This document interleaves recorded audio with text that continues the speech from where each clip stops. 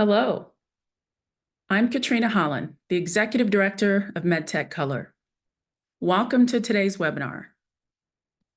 Thank you for joining Medtech Color today for Women's Health Month, in partnership with our collaborative community.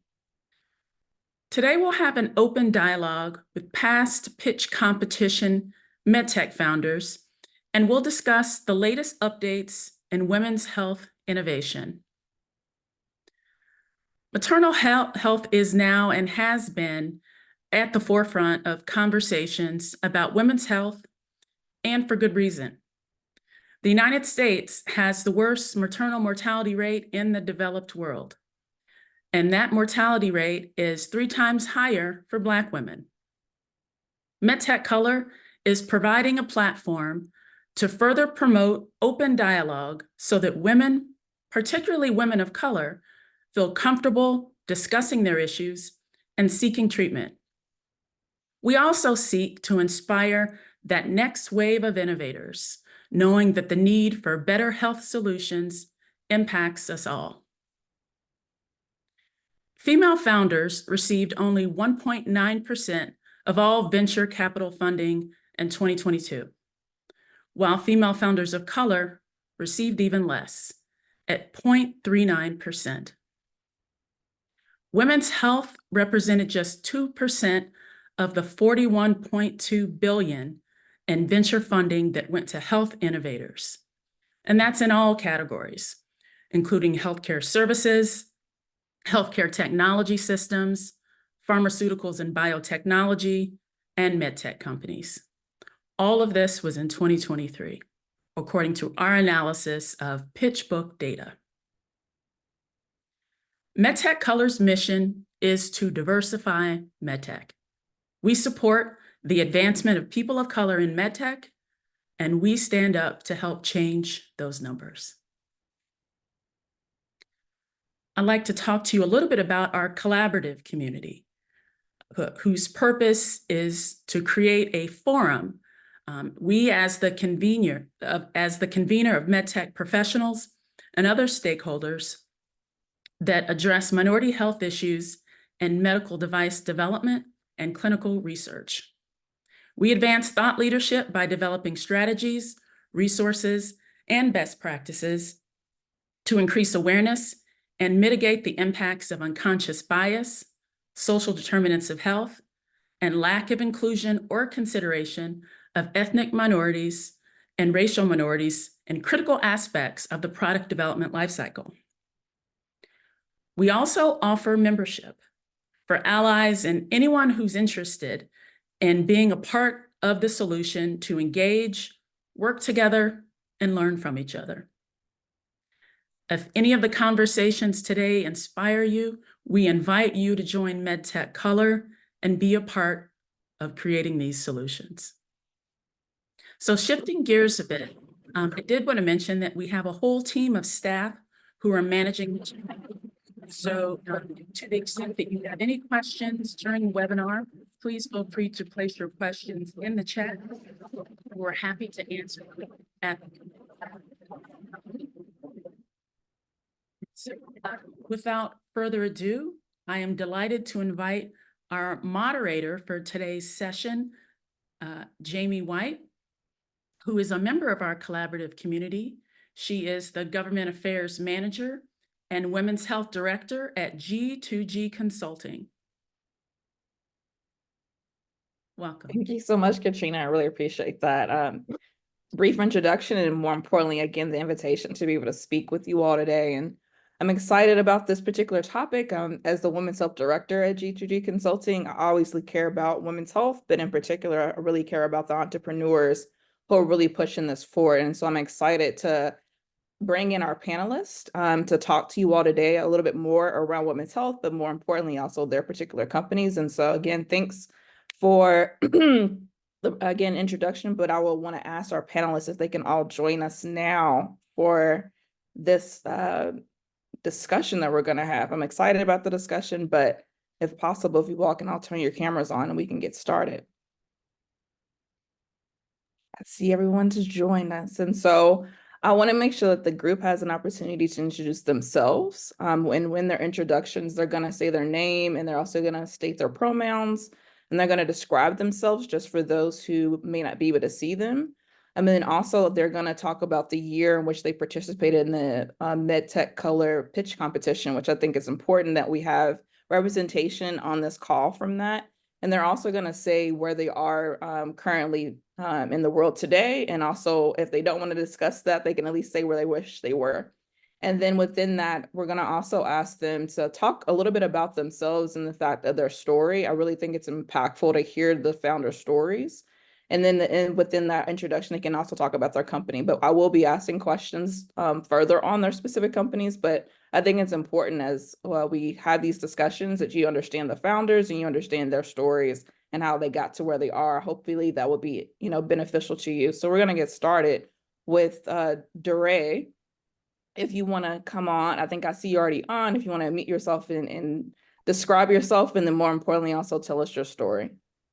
Hi, I'm Dara Cook, founder of Expect. I'm wearing a green dress here, Black woman, as to be expected here. From New York and in New York right now. And Expect Fitness is fitness optimized for pregnancy and postnatal, and we are the only fitness platform where every workout is approved by OBGYNs. And I came into this after a career at MTV. So I always joke that I went from MTV to maternal health, and which is a very common trajectory, not so much, but realized that I could take what I had learned in how to create addictive content and bring it into the space of maternal health, because when you exercise in pregnancy, you have a much lower risk of complications and your babies are healthier as well. So it's a painkiller, it's a vitamin, it's a lifesaver, and it's a necessary part of the pregnancy journey. And it's the one piece that's been missing so much when we think about improving maternal health outcomes. So we have an empowering message that despite the macro supply side concerns that we don't have enough hospitals, we don't have enough doctors, and that there's medical bias, that there is something that women can do, which is exercise in pregnancy to greatly improve their outcomes and the outcomes for their babies. And so we do digital fitness, and it's all OBGYN approved. Thank you so much for that. I'm going to move next to Jennifer. I would love to hear your story, but also if you can describe how you look, and then in addition to that, where you are located, and then what year you participated in the pitch competition. Thank you, Janie. Hello, everyone. I'm Jennifer Jakai Johnson, affectionately known as Jakai. I'm the founder and CEO of Wellness. I go by she and her. I'm wearing a white collared shirt and a pink blazer. I participated in the Medtech Pitch Color Competition this past year, actually. We won second place. So excited. Still celebrating from that moment. And right now, I'm actually in South Carolina at the Founder to CEO Summit with Melissa Bradley from 1863 Ventures. So learning today. All about Wellness. So Wellness is a trauma-informed digital care clinic. We provide holistic and integrated trauma care to women. It was really started after my own personal journey. It was after the unexpected passing of my son, Christian, in 2019, which led to me creating this. I ended up having PTSD, emotional eating, issues with sleep, several different issues, which ultimately led to me being diagnosed with broken heart syndrome and leaky heart valve. And where I saw there was a huge gap in whole person trauma care that nurtured every aspect of how the trauma affected me. There was also a huge lack of specialized clinicians in trauma and grief, because with trauma, grief is always associated with it. I learned early on that there were what I call generalist therapists, but trauma itself is a very specialized area, and so you need specialized therapists. and also the lack of culturally competent trauma-informed clinicians. And so Wellness was born to bring that to the forefront for women, where she can go to one place and get an integrative doctor, a trauma-focused therapist, a trauma coach, a peer recovery specialist, a naturopathic doctor, her care coordinator, and of course, an integrative dietitian and yoga therapist. And so she works in collaboration with her team, and most of her appointments are in through group therapy and shared medical appointments, because we know that data shows us that healing in community is powerful. And so this is a place where she comes to heal together, no matter the traumatic experience. Thank you so much for sharing about your company, but also your story. I think that that's extremely important for people to understand. Your heart and soul is in this because you have that personal experience. And obviously they say that patients and or people who have been affected by something are the most likely to create the solutions that are actually needed for them. So again, just thank you for sharing that.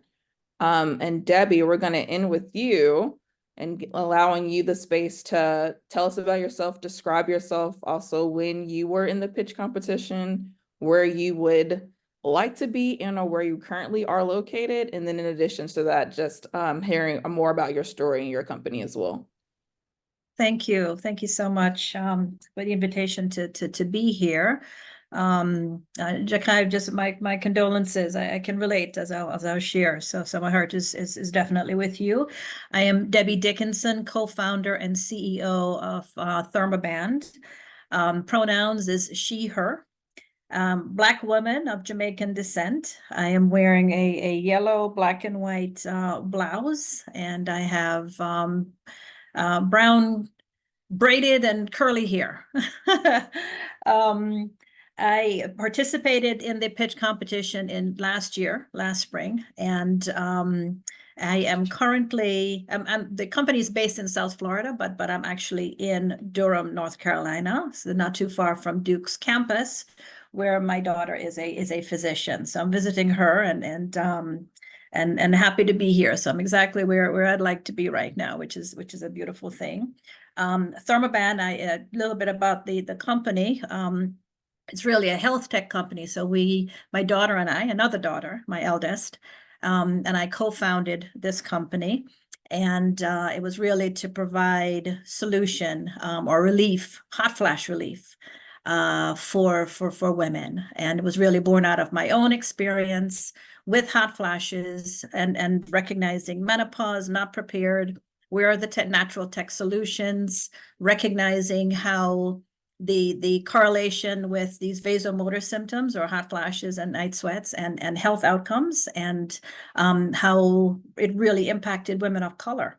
So it was really, how can we provide relief so that we have dignity and can navigate spaces and embrace all aspects of our life, whether it's personal or professional. I'm actually an attorney, so I imagine myself in a courtroom, whether it's a courtroom or ballroom, or just being able to navigate spaces and have immediate preemptive relief. So this device provides immediate preemptive hot flash relief and digital health insights through a connected app. So my daughter and I started this company. We recognized the multi-generational effect. She wanted not to have the same menopause that her mother was having.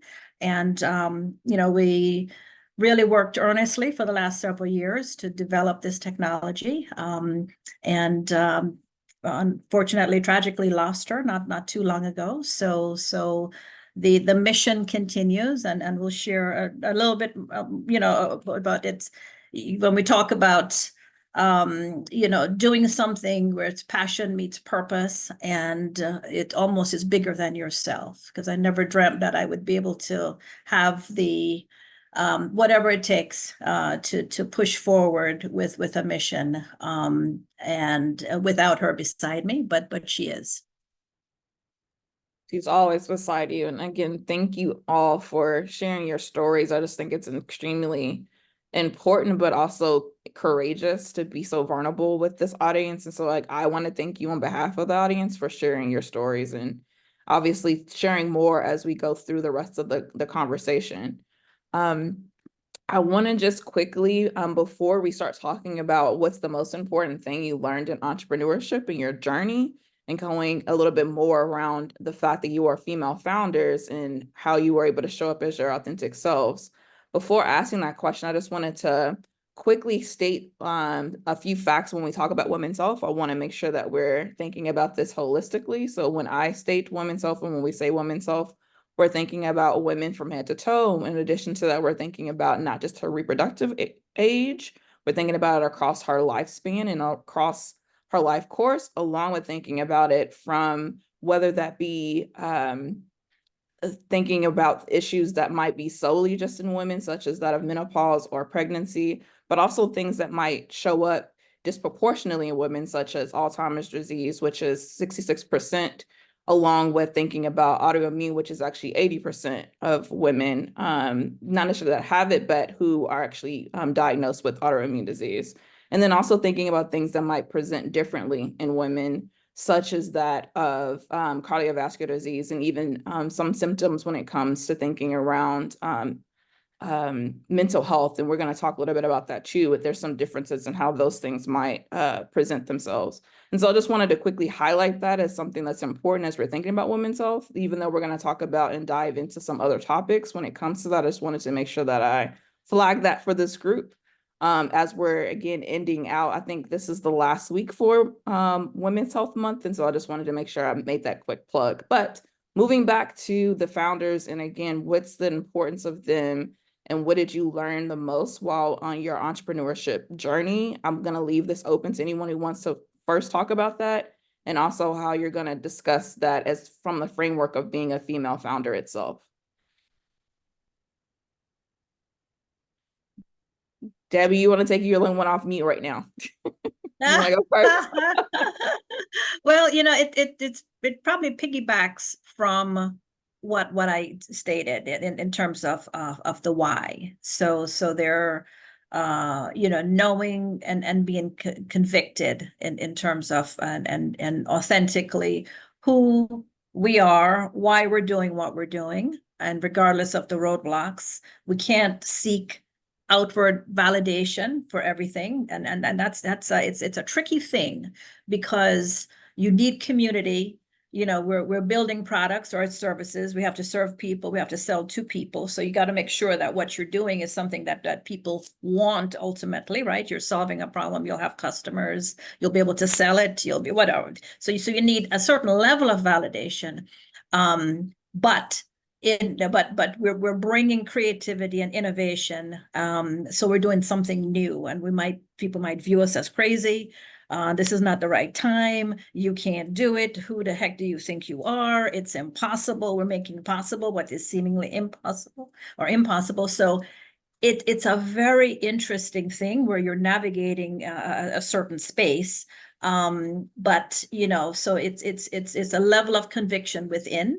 I have to check inside and say, all right, keep going forward. Can I go around whatever the obstacle is? Is whoever I'm speaking with, is it negativity or is it objective criticism or insights? And so being able to sift on a level of with an element of discernment that says, okay, this is a person that means well, and what they're saying, even if it's negative or whatever, that's good. It's constructive, and I can learn from this and help me to move forward. And if it's just all negativity because it hasn't been done, or so maybe this is not the person that's in my community. So it stay true to yourself and your conviction. Be very discerning in terms of who you are and or who you're with. But we still need that community and connection to be able to propel ourselves forward. Does anyone else want to jump in on this question around what you learned and also how you're able to show up as your authentic self as a female founder? Yes, I'll second what Debbie said about conviction and going within and using discernment. And I'll also add to that too, that take your time building your team. You know, when I first started, I was like, I need a chief medical officer, you know, and I didn't give myself the time to know how well we work together, you know, to know how we are in seasons. So I learned early on, you know, when it comes to anyone in the C-suite level who's almost like even if you don't have a co-founder, your C-suite level, they're still like kind of like they're your right hand people too, right? So you want to make sure that you take time to have them develop in another role that's maybe a little bit more junior than a chief officer role, and then bring them into a chief officer role. So at that time, I think you've had a chance to learn, is this a good working relationship? Do we sync? Do we have good energy? Are we in alignment? Do we have the same values? Are we in the same vision? If we fall out, how do we get back up? All those dynamics are worked out. They say that a lot of startups don't succeed because of co-founders, but also your C-suite team is just as important as well. So just making sure the dynamics is there. The second thing is we're all learning. So don't beat yourself up, give yourself grace on the journey, take your time, but build that team slowly yet quickly, but just don't start everyone at the top. Let them grow into that role, especially if it's a senior level role. And the last thing I would say is, entrepreneurship for females are so different. And for Black and brown females, it's even more different in terms of access to how things are done. Because even on the fundraising side, that's a whole nother level. That's its own algorithm, its own game, I want to say. So just learning the nuances and having someone who can mentor you around that. Every mentor does not have to become an advisor. You don't have to give away all this advisor equity. Okay. Pick and choose advisors as well. Test them out before you make them an advisor. Again, so just, have mentors, have advisors, have that C-suite team, take your time, learn, and you got this, and give yourself grace. I appreciate that. I'll just quickly add, I think it's important. It's something that you highlighted, the importance of resources, and leveraging those in some type of capacity and manner. And I know that Medtech Color is really good at that. And also it's going to provide probably some resources at the end of the talk to help those in this space. But I also just think it's important to leverage your network. I don't know that people do that enough. I mean, they always say you are who your network is. And so making sure that you're leveraging that in the ways that it's both beneficial to both individuals, but more importantly, also it's going to actually help you grow in the ways in which you need to see it. I want to ask our last panelists to see if they want to answer this question or if they would prefer me to move on to some follow-up questions. I was going to say probably the biggest thing that I've learned is how women and Black women are so well suited for entrepreneurship, and that when we talk about what are the attributes of a great entrepreneur, it's resourcefulness and resilience. And this is something that Black women have in spades. So I think, despite some of the statistics that were quoted, earlier about the discrepancy in funding that goes to women and women of color, we are exceptionally suited for this work. Here, I cheers to that. I completely agree. And I'm sure the other panelists feel the same way as well. So I want to shift gears just a bit around thinking around, we're going to talk about some specifics of women's health. So we're going to talk about maternal health. We're going to talk about menopause, and we're also going to talk about mental health. But before getting into more on what mental health is, I would love for Jennifer to talk more through what is integrative trauma care, and then how is that actually different from that of mental health? Yes, thank you, Jamie. So mental health is really looking at the aspect of how are you doing mentally, right? So it's not including the heart, the body, the spirit. It's really about the mental health aspect. For some, it can also be behavioral health, which also really determines changing behavior as well to support your mental health. But with integrative trauma care, what happens is you bring a merger of Eastern and Western medicine together. So for the first time, you'll see an MD working with a naturopathic doctor as well. You'll see a coach who's also on the care team, as well as a yoga therapist. So you'll see all the elements that nurture the heart, the mind, the body, the spirit, ultimately. And so what happens is with integrative care, this model supports the person truly holistically. Not saying mental health cannot, but mental health is one aspect, whereas integrative trauma care, mental health is incorporated. It's in there. So mental health, behavior health, heart health, physical health, social health, environmental health, all of these different aspects that play a role holistically on what has happened to her around her trauma. And just to say this too, I want to leave with this is data shows that trauma not only affects the mind, but it also affects the body. Where there is trauma, there is stress. Stress causes inflammation. Inflammation causes chronic conditions. 8 out of the 10 leading causes of death, including lung, kidney, and heart disease, cancer, diabetes, suicide, are all associated with trauma. Most preventable illnesses are associated too, as well, with unaddressed trauma. So trauma plays a huge role in even a preventive care standpoint and a healing standpoint for those who are going through trauma. Appreciate that explanation, and it's very helpful to understand that and to kind of weave into that we know and understand that there are large disparities when it comes to maternal mortality and morbidity, in particular when it comes to Black and Brown women in this country. Unfortunately, a lot of that could stem from particularly that of thinking about trauma, not having trauma-based care and having those numbers extremely higher than that of their white counterparts in this country. And within that, I would love to just kind of have a conversation around maternal mortality, and I would love to ask how this is addressed with Expect Fitness. Yes, thank you so much. So earlier this week, or actually last week, we did our final showcase for 51 Labs, which is it's an accelerator that is all focused on companies that are looking to reduce maternal mortality. And it was interesting, the head of the March of Dimes kicked that off, and one of the things that she mentioned is that the number one cause of pregnancy-related death is cardiovascular disease. So when we think about cardiovascular disease, Johns Hopkins lists 5 things that you can do to prevent and mitigate cardiovascular disease. It's reducing smoking. It is eating well. It's exercise, right? It's maintaining your weight and reducing stress. And fitness is something, and so I love, Jakai, that you mentioned that that wellness incorporates yoga. Fitness is something that covers those last 3: exercise, managing weight, and stress relief. So for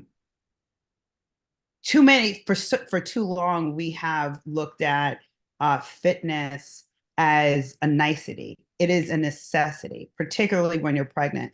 So the American College of Obstetricians and Gynecologists, which sets all policy for OBGYNs in America, now recommends that if you are pregnant, you should exercise 150 minutes a week. Of course, there are certain contraindications, and your doctor would inform you of whether you have those conditions and whether you're cleared to exercise. But the vast majority of women are healthy enough to exercise during a pregnancy. And University of Michigan released a report a few years ago that said giving birth has a similar impact on the body as running a marathon. Now, anyone who's in this, who's listening to this webinar, if you've run a marathon or even a race, you don't even have to get to those 26 plus miles. It's unconscionable to run a marathon without training for it. Yet we have expected women to run this endurance race of pregnancy and childbirth without physically training for it. And then in that case, can we be surprised that our maternal mortality rate is so high? And what women are dying from largely are cardiovascular related problems. So that's why we are solving this issue of maternal mortality through maternal fitness. And the landscape of current maternal fitness is very limited. It is, you don't see, if you go on Peloton, for example, you're not seeing a tremendous amount of prenatal fitness. And you're not seeing any racial diversity, and Black women are 3 times more likely to die than white women. So we need to be represented. You're not seeing a lot of diversity, and you're also not seeing diversity of modality, meaning you're mainly seeing yoga, you're mainly seeing pelvic floor and Pilates. But as the March of Dimes notes, the leading cause of death is cardiovascular related. Got to include cardio. Necessary. We speak to cardiologists as well. Pregnancy and childbirth is nature's stress test on the heart. And our babies are suffering as well too. So it's not just that we have a high maternal mortality rate. Our infant mortality rate has risen for the first time in 20 years. And it's because the maternal mortality rate and rate of complications are so high. So fitness is a necessity. You're cleared by your doctor. It is as important as eating well, not drinking, not smoking. It's in the pantheon of a healthy pregnancy. And we are also trying to normalize this, popularize it. We want it to be as shocking to hear someone isn't exercising in pregnancy as it is to hear someone say, I smoke 2 packs a day. I drink a fifth of vodka every day. That's how important fitness is in pregnancy. And that's our number one goal, is to popularize this very important piece. Appreciate it. That is very impactful, and hopefully that will change the needle, because the numbers are still going up. We did see a dip finally since COVID, as far as the numbers, but they're still not where they need to be, especially considering all the solutions that we potentially have, and the fact that 80% of them are preventable. So I feel like the work that you're doing is extremely important, and thank you for, again, being on the call to talk more about that. And I'm sure you'll probably get more questions a little bit later on the different aspects of that. But I want to switch a little bit from reproduction and reproductive health to that of thinking about women who no longer can reproduce, and thinking around menopause. And I want to ask the question of, why is menopause care so important, and what does it look like, and how does this affect women in particular? Yeah, thank you for that question. The good thing with, when I hear a statement now that says, wow, people are really talking about menopause, and that is music to my ears. Why? Because 4 years ago, when I had my first hot flash, I had no idea what perimenopause was. I mean, I was totally lost, and really it was so important to start talking. Why? Every woman will experience menopause, right? If you live long enough. And what the textbook, and I think our perception is that, a very old person, and the textbook might even say, 51 plus, but in actuality, there are so many symptoms. So in the US, we recognize about 34 symptoms. The UK recognizes 48 symptoms that are related to menopause. And many of them start, especially for women of color, far earlier. They start earlier, they last longer, and they're even more intense. And we know they're directly correlated with health outcomes. So we have folks who are actually experiencing things, but don't recognize that it's really related. So it's education. It's recognizing that every woman. It's recognizing also that 30% of our workforce is women in midlife, right? And it's the fastest growing segment of our workforce. So there just, we have to have an understanding of what's happening with our bodies. It's multi-generational, right? Because we're women in their 30s and 40s and 50s. In addition to not knowing how quickly and how early it starts, is a recognition that postmenopause is really the rest of your life. So it's not like, okay, I had menopause and I'm over menopause. The language and the understanding, guess what? Menopause, the technical definition of menopause is the day that we've gone without our periods for a full year. That's the day of menopause. Everything after that is postmenopause. That's the rest of our lives. For some women, that's in our 30s. For some, it's in our 40s. It might be 50. I just had my hallelujah. All right, wait a minute. I haven't had my period for 365 days. I am now postmenopausal.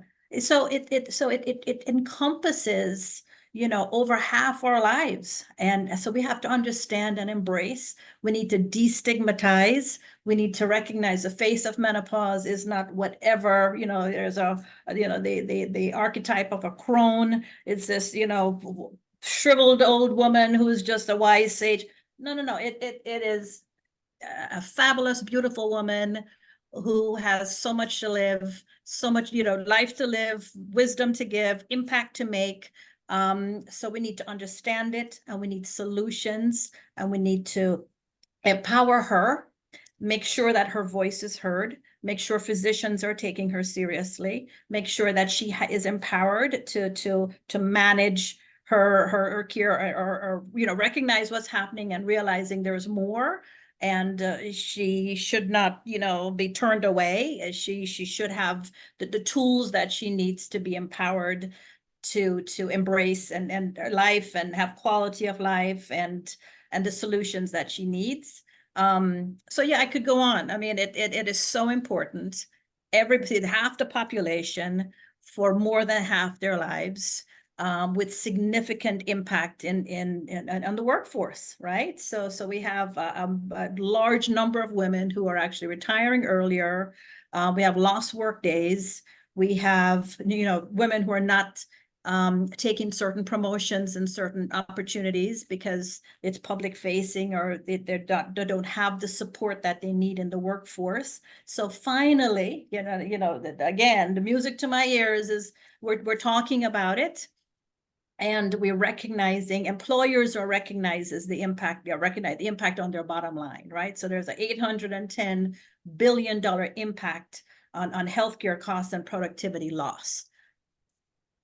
We need to wake up and realize that we need to take this seriously. We need symptom management. We need changes in policies. We need to give women what they need, because we're here to stay, and it's far more encompassing and impactful than we ever realized. No, I completely agree. And just to kind of add a little bit to the importance of it, similar to what you said, hopefully half the population will reach an age of where they are actually within that of menopause. But I think it's also important to understand that that's a critical point when you're thinking about midlife, as far as how oftentimes at that point in time, chronic conditions can kind of show up around that time because of the lack of ovarian function. So I just think it's extremely important for us to be really cognizant of the impact that this has, and also the ways in which we can innovate in this space. And again, we're grateful for people like you, Debbie, who are trying to innovate in this space and create solutions for so many of the unmet needs that women are facing now that they are in this hopefully thriving part of their life. So again, I'm grateful for you explaining again what menopause is and what it looks like, and everyone for talking about their specific areas when it comes to women's health. I'm going to switch gears just a little bit and talk about something that I think is going to be important. It was highlighted by Katrina earlier in the conversation around some of the stats when it comes to investment.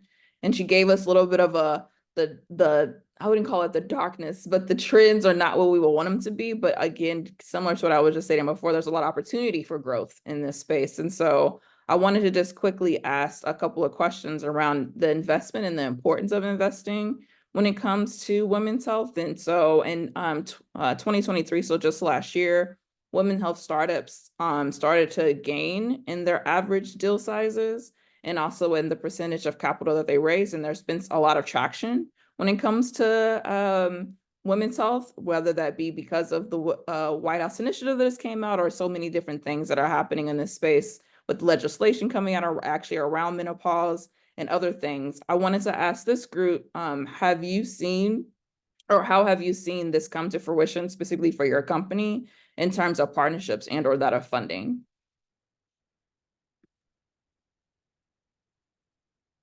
Yeah, I can speak on this a little bit. When the trend or the arc that we've seen is, the initial conversations was curiosity. What do you women, well, menopause, what, and is there a market? And women said it was just confusion. and curiosity. So there were a lot of folks who wanted to talk, but I think they were really trying to learn what in the world are we trying to do, and is there really a market? Is there really a menopause space? Is women's health really a market per se? And I think the difference now is, and hopefully it's here to stay. There is I think we've broken through, and the types of inquiries seem more genuine, like we are doing something in women's health. We are expanding. So we do want to have these conversations. So yes, it's learning, but it's learning, what are you all doing? What have you found? And how can we potentially partner? So I've seen a level in authenticity, and the discussion is more intentional. So that has been a different, have raised, so fortunate with that variety, so we can talk a little bit about it. But yeah, the types of conversations we're having is from, whether it's pharmaceutical companies and others who are very intentional about, we have to do something. There's some directive on their part, whether it's their board or their customers or whomever it is that's driving, whether it's investors that say, okay, we're intentionally going to be investing in women's health. So the level of intention has changed. And yes, I'm grateful for that. We still have a ways to go, but I've seen a substantial change just in terms of, at least there's a awareness and intention to really do something in this space. Anyone else want to jump in? I just want to concur again, Debbie. Amazing, amazing. I also want to say too that I think everybody's starting to see that not only is it just women's health, but it's also the health inequities that are within women's health, as well as the social determinants of health as well. Because when you look at trauma and women in trauma itself is a social determinant of health. I mean, it causes social concerns, disability, disease, all these other things, which impacts her on so many levels. And so now it's like, okay, wait a minute. It's not just women's health, but in addition to women's health, taking it into a deeper, just going deeper, like you said, intentional. It's how does it, what are the inequities she's facing? Access to integrative medicine. Integrative medicine is not normally something that you see covered by insurance. You don't see a lot of Black and brown clinicians or patients in integrative medicine. It's usually very inaffordable. So, us trying to make it affordable, accessible, covered by insurance, we're creating a space now within women's health where we're taking care of her health, but we're also opening up the door for her to access even better, care, better quality of care and quantity of care for her. So I think now the conversations are going just even deeper as to all the different impacts that women's health comes with.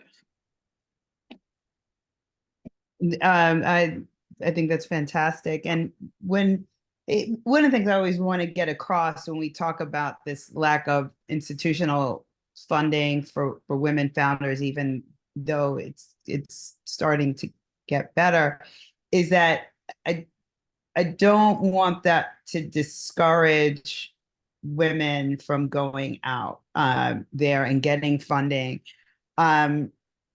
Women return more to investors on exit, and there's a huge opportunity for women founders to really deliver value to investors. And I do think that sometimes that I don't want this conversation to psych women out, right?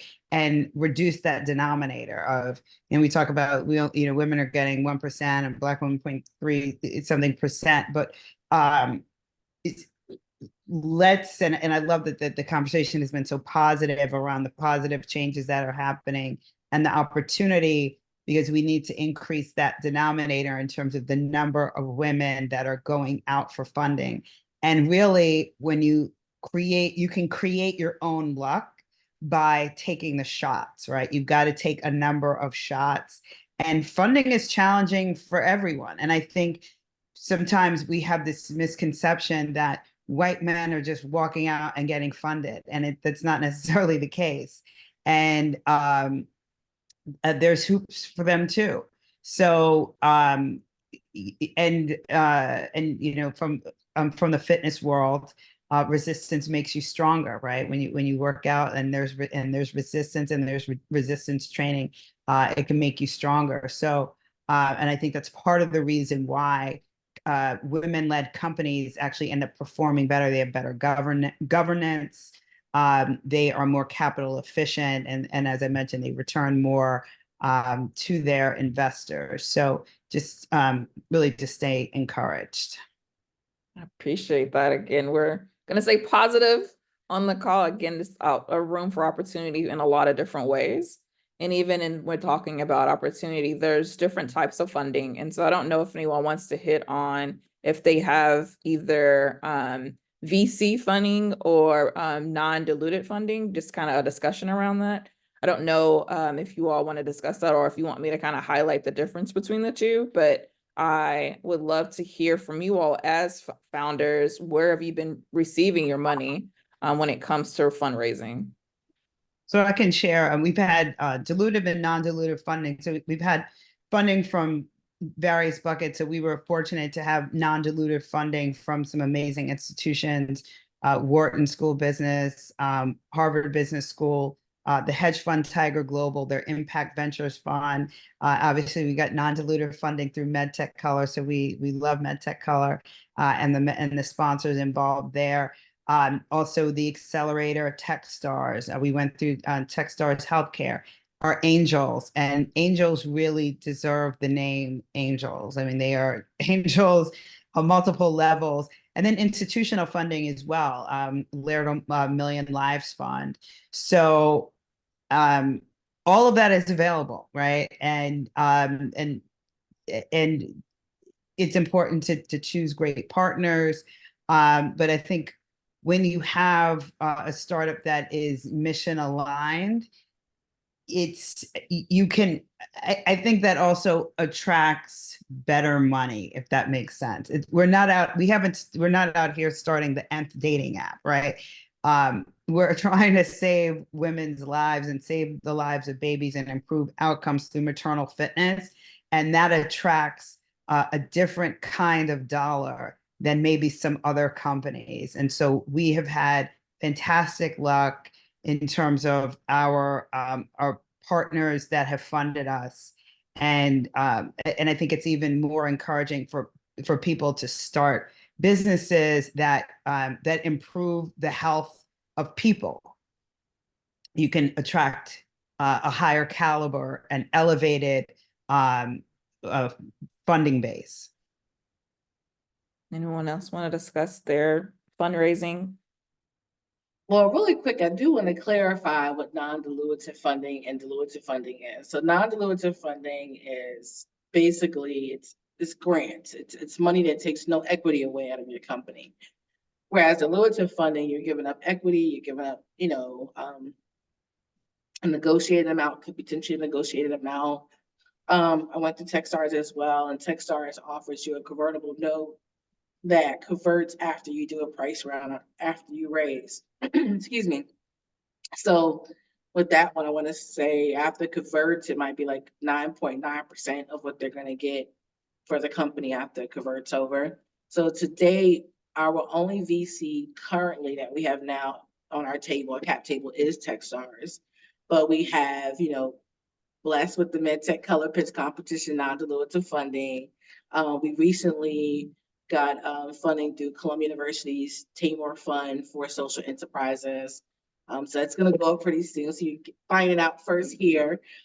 We also received a non-dilutive grant from UNCF. We received another non-dilutive grant from the Femtech Accelerator. And then I put $50,000 of my own money into my company last year. And so, I know that some investors may say, work full-time on your company. I work full-time on my company, but I still, set aside some very small part-time hours a week to still make sure if I have to jump in and self-fund my company, I have the means to do that. I don't never want to be in a position where I'm waiting the next raise to keep the operations going. My goal is to get to profitability. I don't want to just rely on VC. I want VC to help us scale, but not to be what helps us just operate, if you get what I'm saying. So just be mindful of that too, and looking at how you want to go on the fundraising journey. Like how much do you want to raise? How many times do you want to raise? Are these investors in line with how many times you want to raise if you don't want to raise a lot? If you're trying to get to profitability, all those things matter. So finding that aligned strategic investor who doesn't just give you money, but actually helps you on the journey as well is very important. So every relationship you have in your business is a partnership. And look at every relationship as a strategic partnership. And also, when you're thinking about investors, my MD told me this from Techstars, and he said to me, when you're thinking about having an investor at your cap table, this is what you want to think. Do I want to make them $1 million? Do I want them to be millionaires with me, right? And if you don't feel like this is the person you want to see make $1 million, like their heart is not in it, like they're really not aligned, that's not the investor. So think about it all across the board. Appreciate that. And Debbie, do you want to chime in at all? Yeah, no, all excellent, excellent commentaries here. Yeah, we've raised, self-funded, so initially bootstrapped. I have quite a bit that we've put into this company. In addition, friends and family. So that was a very early resource for us. Raised on a SAFE, and also have angels, including some of the ones mentioned, Harvard and a number of angels that are interested in women's health and women founders and that sort of thing. A few VCs as well, who have also come in under the SAFE. And then non-dilutive funding. Several were mentioned here. So, just got the Black Enterprise competition that was sponsored by Walmart. We've gotten Google and Amazon and a few others. We're up lots of applications out there, and I'm lots of no's, and then I'm pleasantly surprised and elated when there are a few yeses. So I apply for every god thing. So fortunately, all investors have been very supportive, or you just do what you need to do, which is actually a good thing. I've known none that are, well, one particular one, I think they meant well, but that's for another discussion. But yeah, you have to be careful, as you mentioned, who you have on your table, and the types of influences and how they can really get you off pace in terms of what you're trying to do. So you have to be, very, very intentional and careful with that. But always, looking, especially of a hardware and software, very capital intensive. And, so there's always the need for funds to get to where we need to be, and good strategic partners. No, I appreciate that. I think it's important just to have people hear the different places that they can receive funding.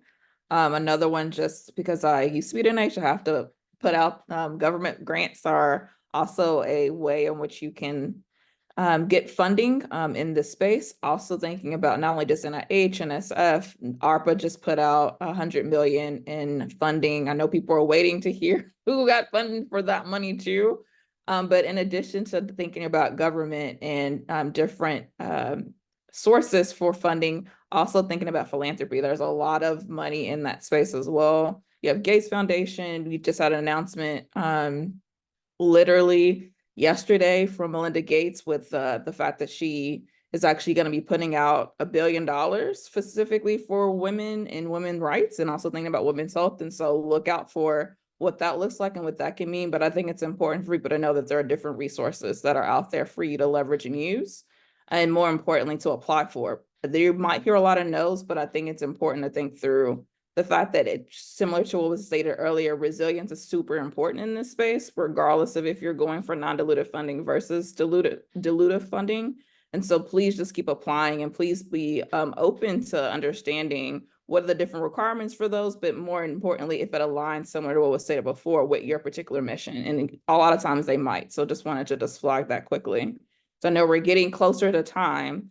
I want to just make sure that I ask the question around female founders and the fact that you all are female founders. And I really want to understand from your perspective, the qualities, and we talked about resilience and resourcefulness are common in female entrepreneurs, and resilience oftentimes builds strength. But can you share a time when you feel you were embodied specifically with these qualities?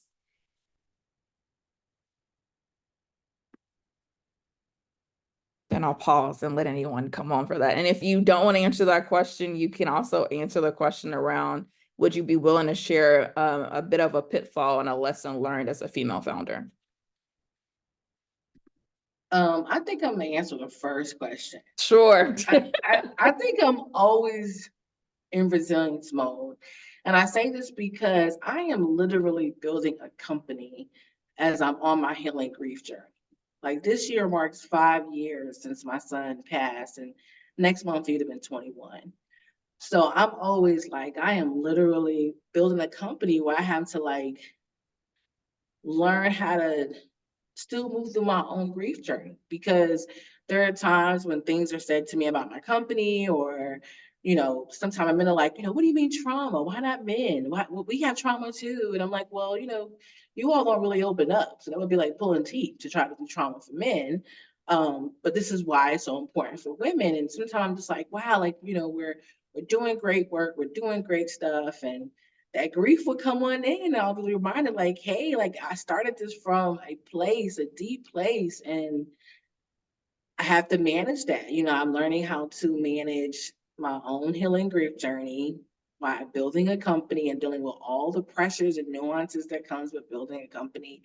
So to me, I'm constantly in resilience. And I'm also constantly in this place where I have to literally take time to go within and give myself boundaries so that I can have time to grieve, because I still have to have my time to grieve, and at the same time run the company. So I think for me, it's an everyday journey, because as we help other women heal, I'm also healing right alongside them.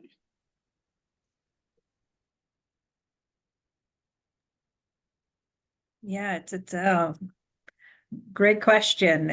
There's so much.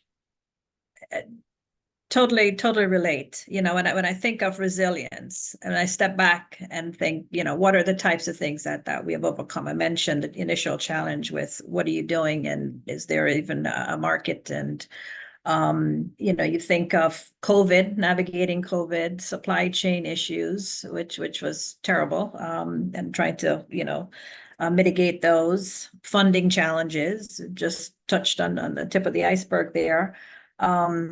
While coping with hot flashes and menopause and changes and that sort of thing.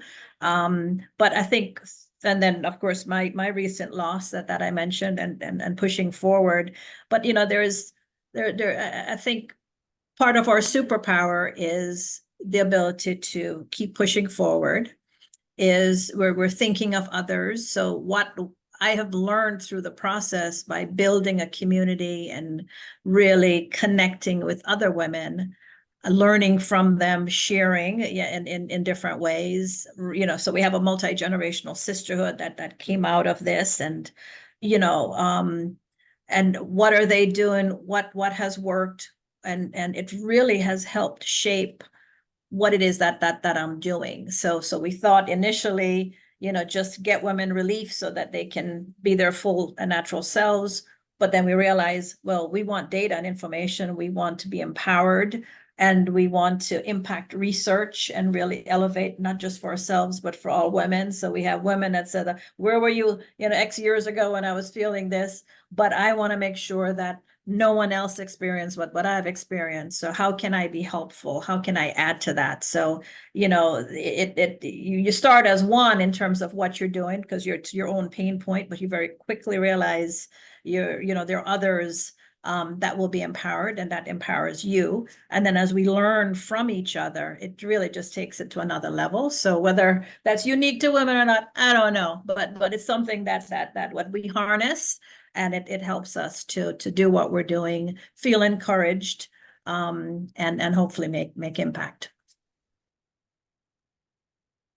And then I'll just add in terms of resilience of female founders. The founder of IBM, Thomas Watson, who famous Watson was named after, said, if you want to be successful, you have to double your fail rate. Or the other, popular, I think Bloomberg might have said this, is that if you haven't heard no, you haven't asked for enough.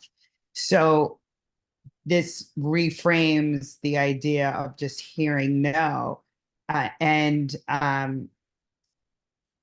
that's a lot of what being an entrepreneur is. You're going to hear no a tremendous amount of times, but it's actually a function of the success itself, and it's necessary, and it shows that you're meeting the moment, and you're asking for enough, or you've gone over and above. So, and just I would say, look at failure differently, learn from it.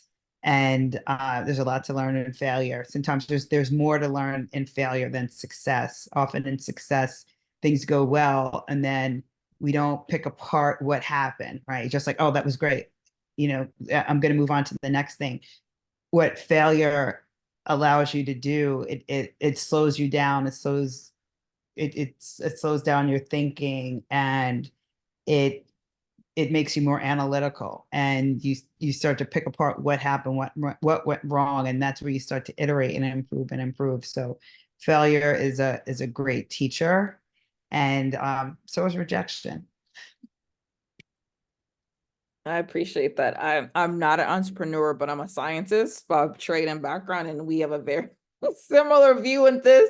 Of obviously, failure is to be known, and hearing no is often the case. And so, literally, research means relook. And so, I appreciate being able to be a part of this group of understanding the importance of being able to be resilient and pushing forward, and persistence and perseverance in what you're trying to actually do. So, again, I appreciate you all's perspective on the importance of thinking about resilience and also resourcefulness. But talking about resourcefulness, I wanted to just ask a quick question around specifically how has Medtech Color helped you in your journey? And then also, if you are willing to talk about the best piece of career advice as a founder and that of an entrepreneur.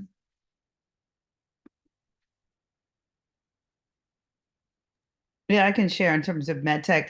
What's been so transformative about MedTech is the breadth of what MedTech has done for us, and everything from we all went through an accelerator program, and there were industry experts, and healthcare MedTech. It's a complicated industry, and it's everything from patents and FDA approval to there's an array of things, working with health systems, etc. That is, there's just so many idiosyncrasies to this industry, and so MedTech really provides just a high level of education on that side, and then the access to resources that we need to run our businesses, legal resources, the chance to meet other amazing founders like that are on this panel today, and to learn from each other. So it's really been a crucial part of our development, and we're proud to be part of the community.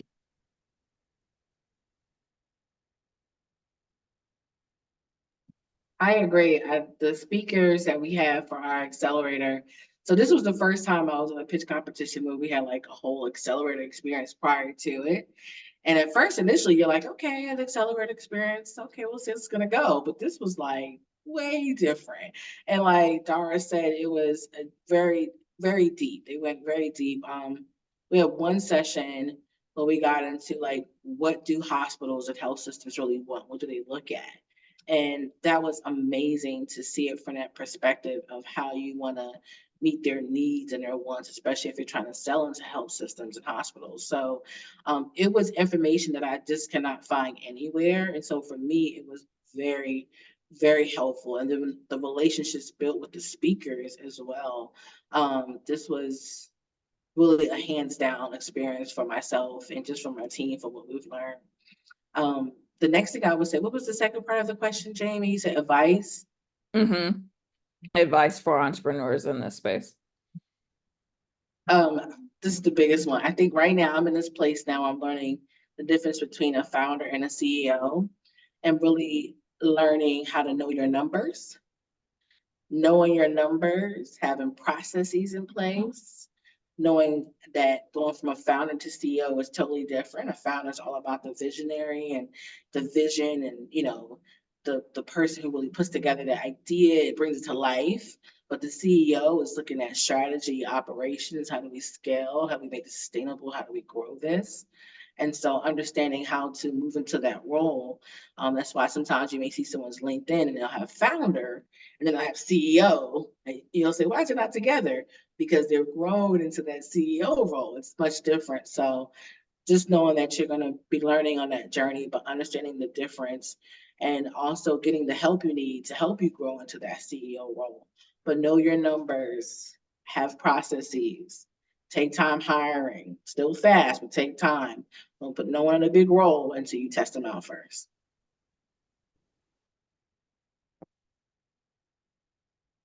Debbie, you want to give us the final part of how MedTech Color has been a resource and resourceful and helpful to you, and then also any advice that you might have?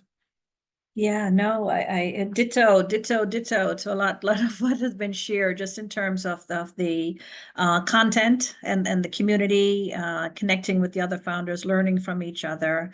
I think that there is even more that I should do to tap resources that are still available. So that's something that I'd like to do, because even, post the that going through all of that, there is more that is available. So every now and then, reach out, but I think that I'm going to be very intentional in understanding what is still available, and I'm excited to do that.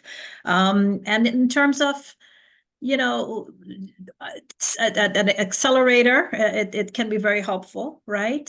So, just the various processes and understanding, just the learnings and that kind of a curriculum can be very helpful. Some things, many things you don't. But even if it's something that's not relevant, no, you can go back to it when it is, and have those resources, advisors, and building that community, both of your founders, folks that can really help to energize you, and then those that you can learn from, so others, founders and CEOs. And then just remembering that, the failure is really not having the courage to try, so it's I think saying I didn't do X or Y because it wasn't the right time, or I couldn't do it, or somebody, whatever it is, all those excuses, but just to kind of the time is now, the moment is now to step forward, and things will kind of align as you push forward towards what it is that you're convicted to do. There is no straight path. It's hard as hell, and there are a lot of things that are against it, but that's why we already know that in so many aspects. So it's doing what we can do, very naturally. But the joy, I think, is in the journey, and it's less about the destination per se, as it is, moving towards that.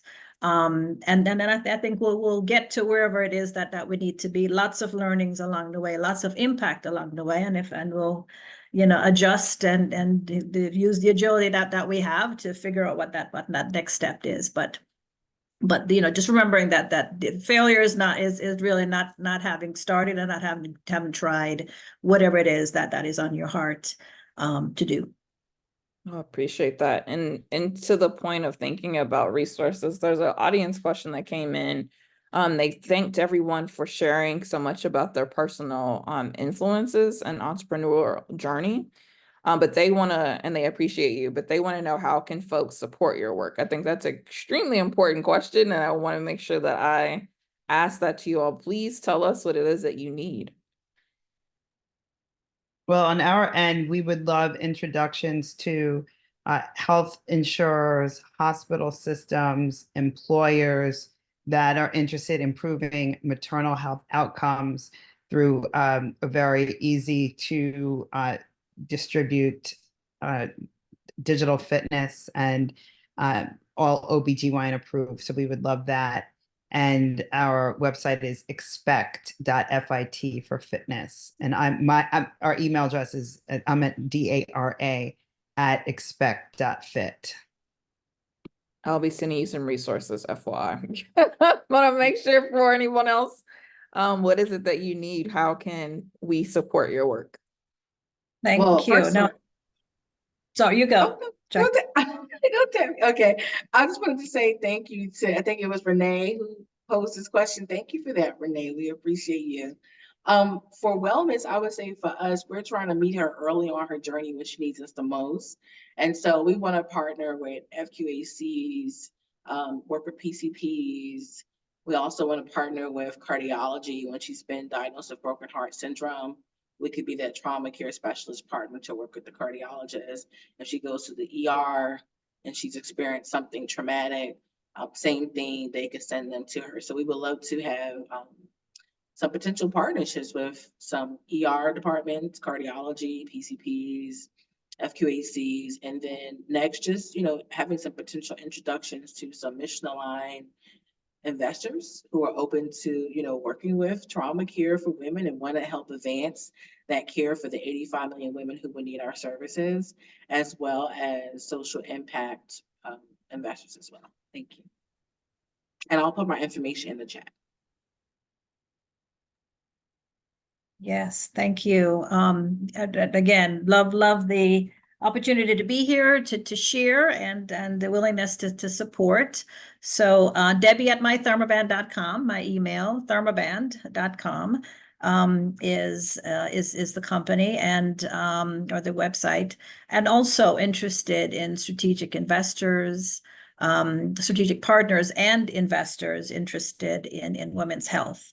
Have a number of opportunities in terms of distribution, but always very open to more, and really looking for partners to walk with us on the journey to get product into the hands of our customers. We also have a Facebook group, multi-generational sisterhood. So would love for folks to join us there. I can probably put the link in the chat. But yeah, just really excited to be here. Thank you so much. I appreciate the person who asked the question. It gives them room to be able to really express some of the needs, and I appreciate you all asking that opportunity and hopefully being able to support these wonderful women that are on this panel. I know we're coming to a close. I want to make sure that I do my due diligence again by thanking Medtech Color for having us. In addition to that, thanking the panelists. If they can say things, I want to just give them 3 more seconds. Katrina, if you give me a little grace of letting them just, what is the last thing that you want to make sure this group knows? And if you can do that in literally 5 seconds, I'm giving you an extra 2 seconds.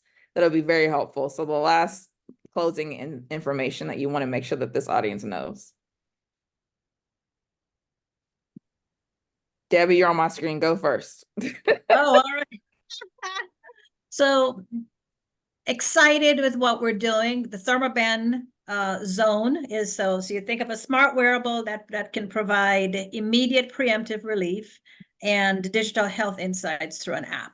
So anyone who's interested in the product and joining, whether we're learning more, so whether it's the research that we're doing, insights that you can give, reach out, because our goal is to be the leading company for menopause symptom management and really advance women's health and health research. So excited about what we're doing, but we can't do it alone. So whether it's partnerships or just everyday folks who are also willing to help us make that impact. There's so many different ways. So it's just connecting, and there's always something that someone can bring, and we're super excited to have you partner with us in some way on that journey to make impact. Thank you. My other panelists, can you please make it in like 10 seconds? Because I'm going to get in trouble. That's the moderator. Yes, that fitness is a necessary part of a healthy pregnancy, and Expect is the only platform where every workout is approved by OBGYNs. Love it. Oh, I just want to say thank you to Medtech Color, everyone who attended today. And just lastly, you know, if you are building something, remember the world needs a special gift that only you can give to the world. So do it and go for it. And just be mindful that Femtech includes all women, especially Black and Brown women. So become more inclusive when it comes to Femtech, that it's all women, and we need to see more Black and Brown faces in these Femtech spaces. I hand Very it well over to you. said. Thank you again. Just claps up to the founders. I really appreciate you. But Katrina, I'll let you do your job and I'll go off camera. Jamie, Debbie, Jakai, Dara, thank you so much. It was a wonderful panel. Thank you for your advice. And thank you for all the attendees for tuning in. We're MedTech Color. We are diversifying MedTech. We invite you to join the collaborative community. We invite you to get involved in membership. And any questions, please feel free to reach out to any of the founders on the webinar, and we hope you have a fabulous week.